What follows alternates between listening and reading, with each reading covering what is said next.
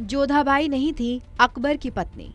जोधाबाई से नहीं हुई थी बादशाह अकबर की शादी। सालों बाद खुलेगा आज इस वीडियो में जोधा और अकबर की झूठी प्रेम कहानी का राज। जोधा नहीं बल्कि कोई और थी अकबर की राजपूताना बीवी, मगर कौन? इसी का खुलासा होगा RR इंफोटेनमेंट की इस वीडियो में। मगर इससे पहले आपको करना है हमारे चैनल को सब्सक्राइब, बेल बटन को प्रेस और इंस्टा और फेसबुक पेज को फॉलो।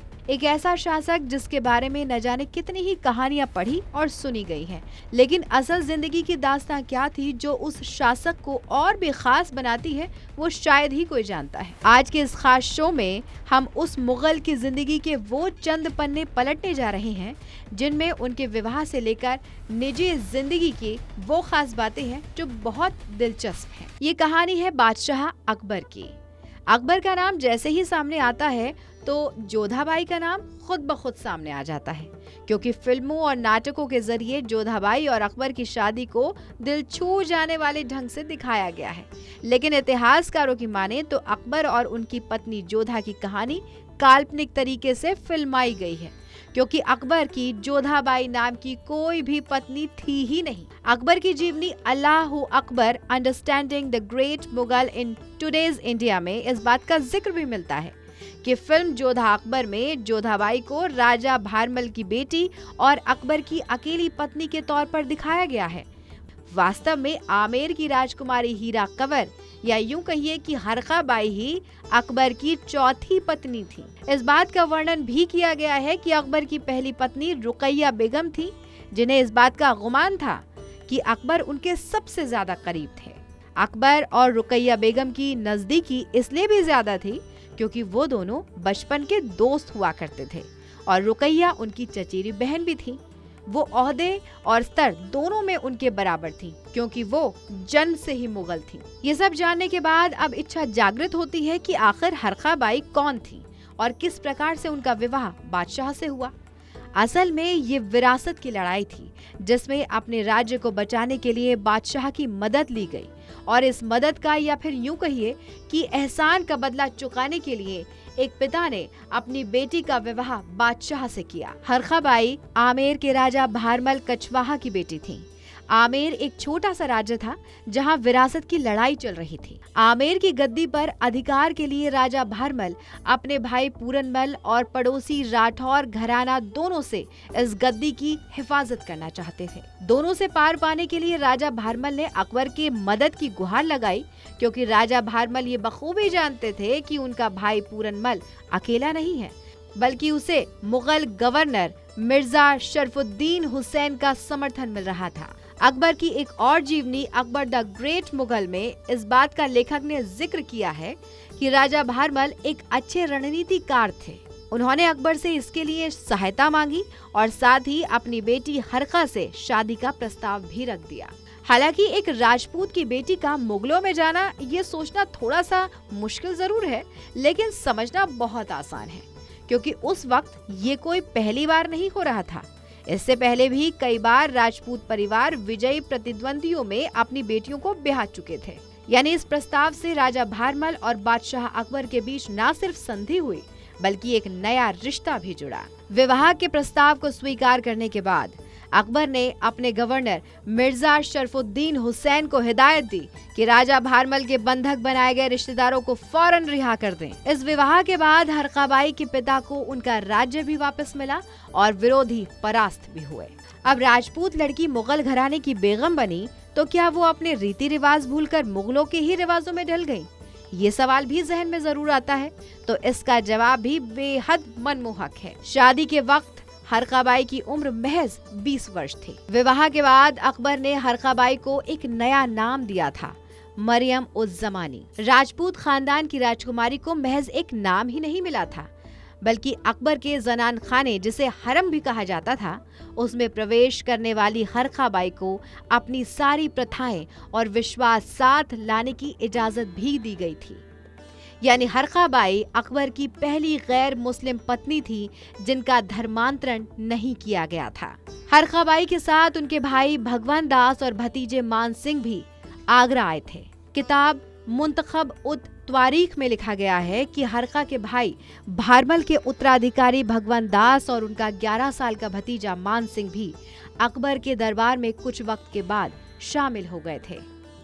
कहा गया है कि जब हरका के बेटे सलीम मिर्जा ने राजा भगवंत दास की बेटी और उनकी भतीजी से शादी की तो अकबर ने बहू के घर में सभी हिंदू रीतियों में भाग लिया था और राजकुमारी के घर से राजमहल तक पूरे रास्ते में सोने के सिक्के बिखेरने का आदेश दिया, जिनको उठाते उठाते लोग थक चुके थे।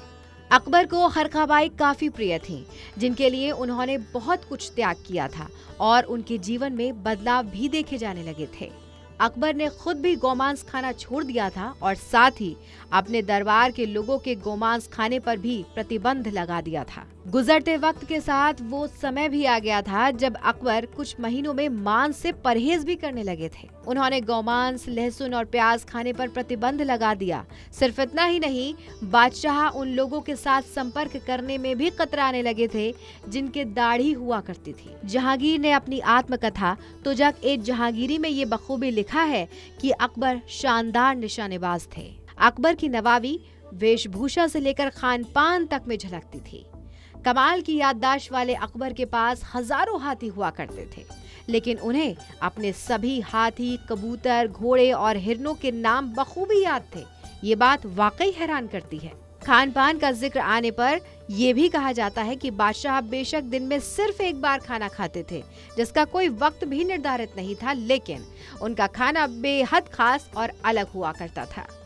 इतिहासकारों ने मुगल शासक के शाही भोजन का जिक्र करते हुए लिखा है कि शाही दस्तरखान में भांति भांति के व्यंजन उनके लिए परोसे जाते थे, जो सिर्फ अकबर के शाही हकीम तय करते थे कि वो क्या खाना पसंद करेंगे। हालांकि अकबर का आदेश था कि हर दिन उनके लिए बनाए गए भोजन का कुछ हिस्सा गरीबों को खिला दिया जाए। खरबूजे पसंद करने वाले अकबर के लिए दुनिया के हर कोने से खरबूजे मंगवाए जाते थे।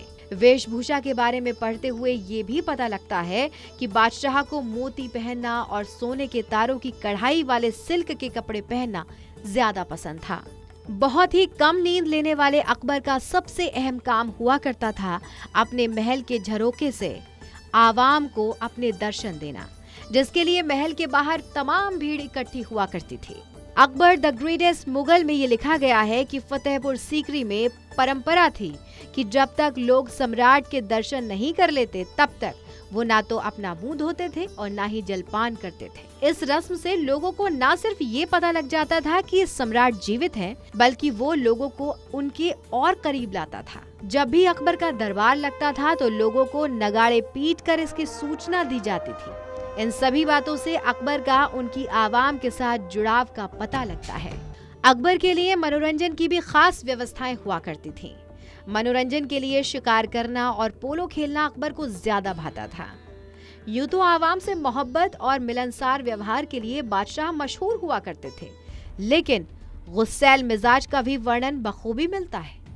इतिहासकारों का लिखना है कि दरबार में असभ्यता को बिल्कुल भी बर्दाश्त नहीं किया जाता था।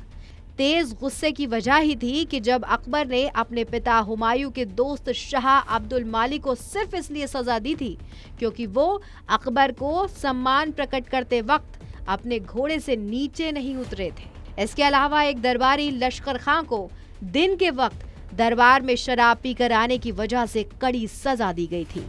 अकबर संगीत के भी काफी शौकीन हुआ करते थे और उसी जमाने में महान कवि तुलसीदास, सूरदास और महान संगीतज्ञ तानसेन हुआ करते थे। अकबर दरबार के सबसे नामी संगीतज्ञ तानसेन थे। तानसेन ने जब शाही दरबार में पहली बार अपनी रचनाएं सुनाई थीं, तो अकबर ने उन्हें 2 लाख रुपए का इनाम दिया था। इतिहासकारों का ये कहना है कि तानसेन जैसा संगीतज्ञ पिछले 1000 साल में भारत में पैदा ही नहीं हुआ था।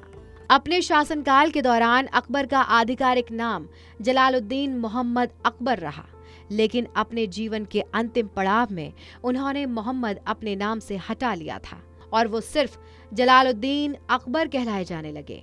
उनको देखकर ही उनके वारिस और बेटे जहांगीर ने भी अपने नाम के आगे मोहम्मद नहीं लगाया था और वो खुद को सिर्फ नूरुद्दीन जहांगीर ही कहा करते थे। ये बादशाह अकबर जलालुद्दीन के शाही जिंदगी की वो बातें हैं जो काफी दिलचस्प हैं।